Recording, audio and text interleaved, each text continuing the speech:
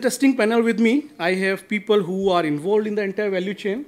They do connect the farmers, they do connect the processing, they do connect the consumer, they do connect the plantation, every aspect. They are the investors, they are ready to invest, they are exploring, they are exporter, importer, everything. And I think when we talk about all these things, these are the people who connect all the dots. So I have Mr. Sudhakar Desai. He's MD of Emami Agrotech, having 30 years of experience into agribusiness, international trade. He's also president of IVPA, Indian Vegetable Oil Producer Associations. And he is the one who spoke very frankly, very openly on all the aspects which we have discussed. Mr. Sudhakar, right? So we have talked about economic sustainability. So how do, and most of that, our policies are somehow a reactive actions to some sharp price movement, if we see, right? Pulses, as I took the example. Now, oil seeds are in the same territory if we do compare it with pulses 5 years back. Prices are all-time high. The spread between RSO and palm is all-time low. We have a lot of issues going on globally on the various aspects, production, labor, freight, and the biofuel. And somehow we have a discomfort over the prices. Now we have oilseed mission. We are talking about oilseed production going up. We are talking about palm oil plantation. Do you think that economic sustainability, for everyone, right? Now we are talking about almost every aspect. And everyone is sustainable, whether it's farmer, consumer, and processors like you, will automatically lead us to, a supply and sourcing sustainability. Means it will connect the dot to that. That's the first part of the question. And second, a corporate like you and many others who are actively engaged in hedging operations, can we say that efficient input and output price risk management connects dot to production, supply, and sourcing sustainability? So I'm connecting two questions, Sudhakar. Sorry for that, but I think these are relevant to each other. Thank you. Okay. Thank you, Kapil, and nice meeting you all. There is too much of a question. I think it's loaded from very multifarious dimensions.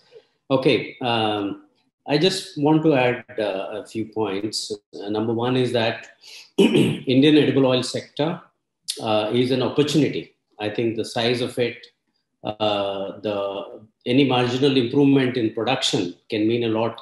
Any marginal improvement in demand side means a lot, not only to India, but to the world markets. So that is the importance of the Indian edible oil sector. Obviously, it's about 2.5 lakh crore industry. And if you apply all the elements of circular economy principles, one study shows that the Indian food system can generate about $70 to $80 billion in the next 20 years.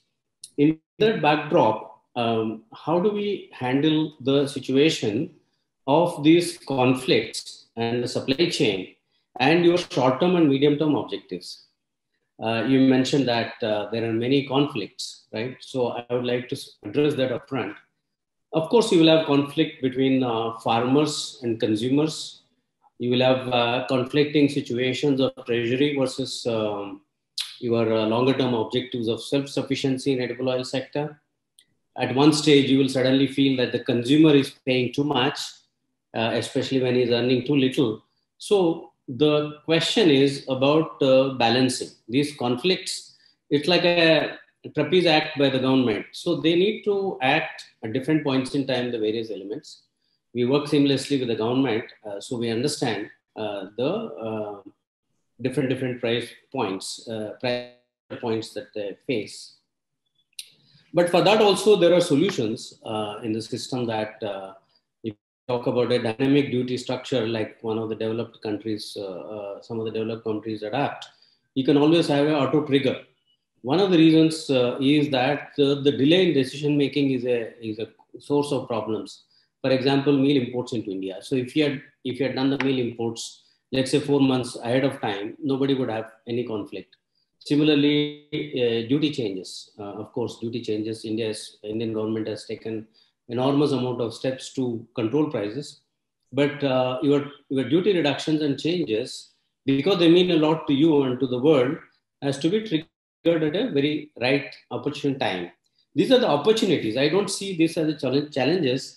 These are the opportunities that the Indian edible oil sector has got. And then I would like to talk a little bit about connecting the sustainability with the exchange issue, number one. Number two, you need a very strong and robust exchanges for economic sustainability. For the price to be, if the price is important to everybody, to trigger a production, to generate consumption, to strategically divert your crops from, let's say, wheat, rice to edible oils, that to the edible oils which are non-substitutable, like mustard oil, for example. So you need a strategy for all these things. So what are the elements of all this strategy is very, very important discussion, because look at soybeans, which you mentioned. At the time of sowing, if the prices are, let's say, 90,000, at the time of harvest and marketing, if the price goes down to 50, 52,000, obviously it's going to hurt some sector or the other. It'll like, you will fall back. Your longer term objective of self-sufficiency, you're pulling it back. So I would always encourage everybody to think, look at it as a very balanced approach, proactive approach. Look at the opportunity of handling it much ahead of these happening. You see, we are all trading and making money in this business. We try to make money. We don't make money by today buying and today selling, right? You need a strategy. Same applies to every aspect of it. So in order to bring down the elements of this subject to a little focused attention, I would like to talk about three things.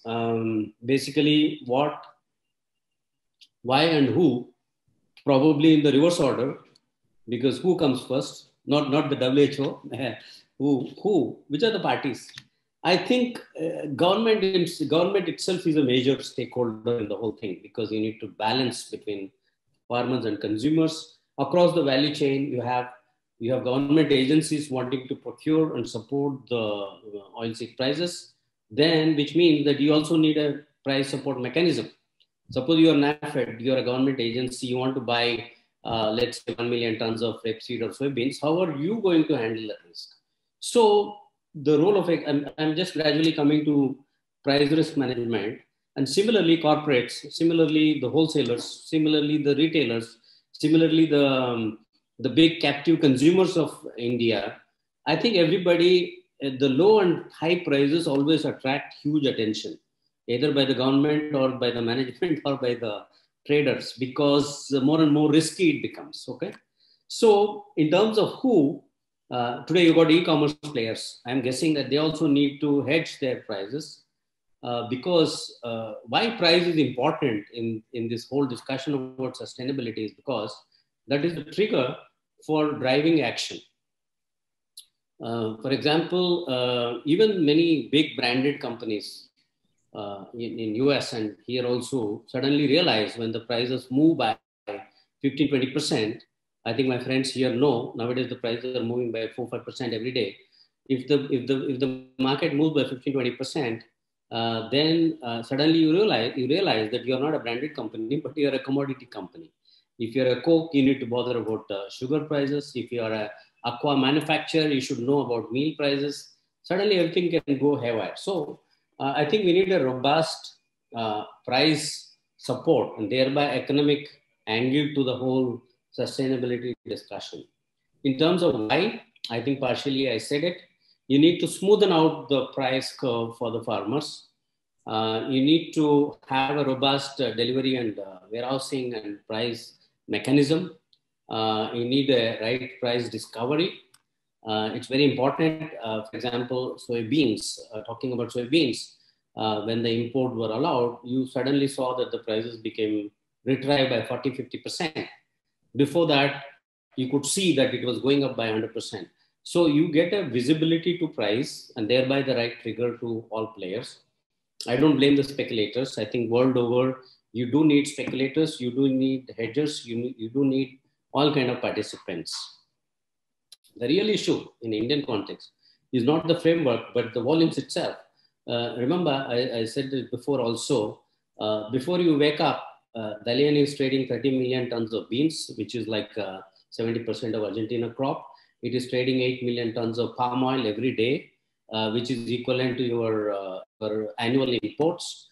And KLC, the BMD, which is the palm oil close to all our hearts, is trading about 12 million tons, 2 million tons of oil every day. So where are these volumes? What do the volumes do? They do give a depth, they do give a confidence, they do give a right product for your hedge mechanism to maintain the supply chain. Remember, you also asked about corporates and players. You need to have a strong supply chain, especially under COVID times. You got few ships loading, you got few ships afloat, you got some ships arriving into the factory. You need to handle the price risk because it's volatile. It's a tough task. So I think the role of exchanges here is not only for corporates but for everybody. You can also have aggregators like Mustard Farmer last May, June. The price was 5,000 rupees, which was 4,500 rupees. But today it is about 89,000 rupees. It's a great opportunity for everybody, for the farmers also. Oh, I like the price.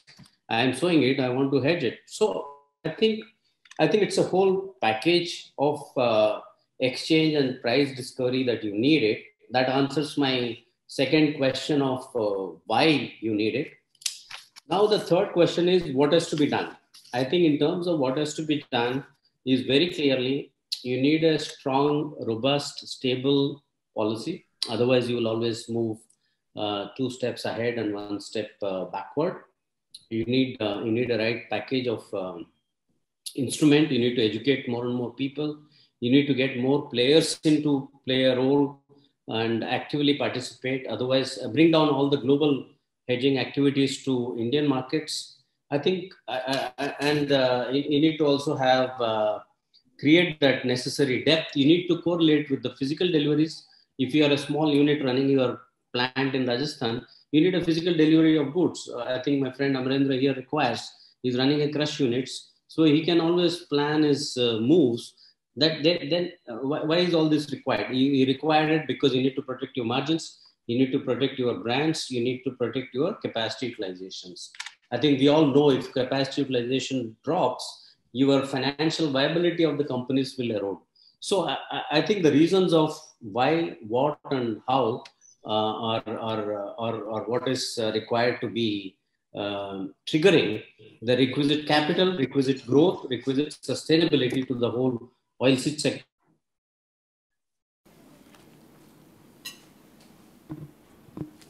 What got freezed? Yes. Thank you, Mr. Sudhakar. Please like and subscribe IVPA channel.